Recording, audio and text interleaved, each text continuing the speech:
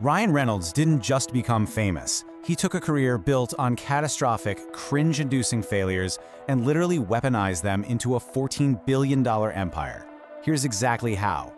Welcome to this explainer. We're opening the Deadpool playbook. How in the world did the guy from that universally mocked Green Lantern movie manage to hack Hollywood and the business world? His secret weapons? Sheer speed and world-class sarcasm. Let's get into it.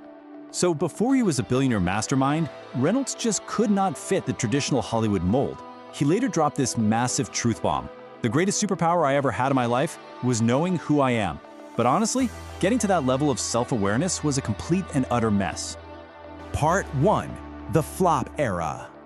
Look, this early trajectory is basically a disaster class in career building. We're talking failed acting classes as a teenager, getting expelled from high school for joyriding a teacher's car. He literally quit acting entirely at age 19.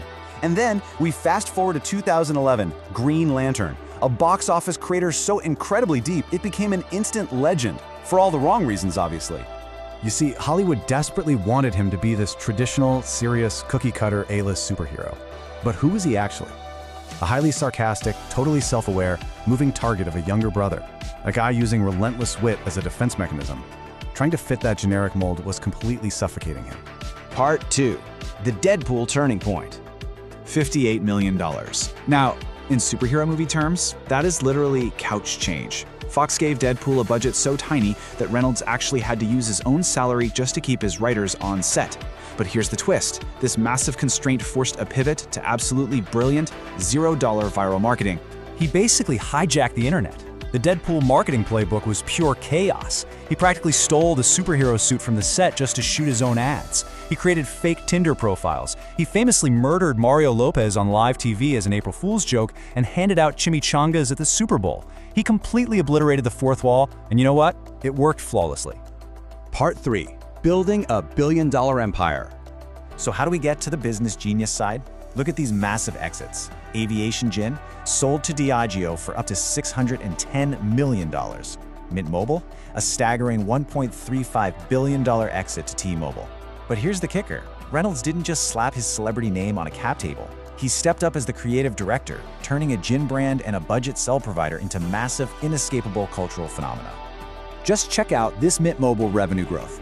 Under his completely ridiculous, self-aware ad campaigns, revenue exploded by 50,000% in just 3 years. Yes, you heard that right, 50,000%. This is an absolute masterclass in weaponizing your own personality as an unfair competitive advantage. Part 4.